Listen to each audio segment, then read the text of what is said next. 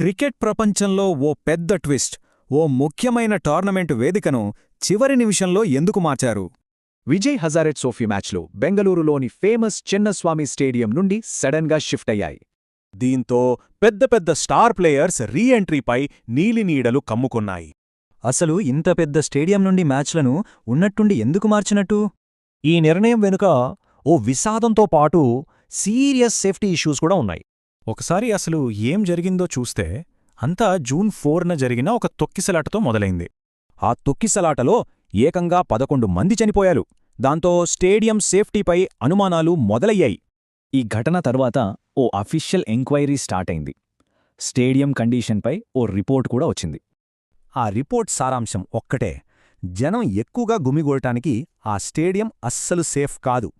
రీసెంట్గా జరిగిన గవర్నమెంట్ ఇన్స్పెక్షన్లో కూడా మ్యాచ్లు జరపడానికి గ్రీన్ సిగ్నల్ రాలేదు. మరి చిన్నస్వామి స్టేడియం పక్కకు వెళ్ళిపోయింది కదా, మరిప్పుడు కొత్త ప్లాన్ ఏంటి? Plan simple. మ్యాచ్లన్నీ బీసీసీఐ సెంటర్ ఆఫ్ ఎక్సలెన్స్కి మార్చారు. అసలు ప్రేక్షకులు లేకుండానే జరుపుతారు.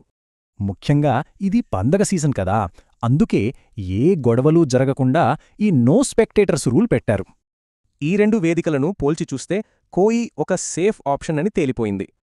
అక్కడ హెవీ సెక్యూరిటీ ఉంటుందని అధికారులు హామీ ఇచ్చారు. పైగా క్లోజ్డ్ డోర్ గేమ్స్కి ఆ వేదికకు అలవాటే.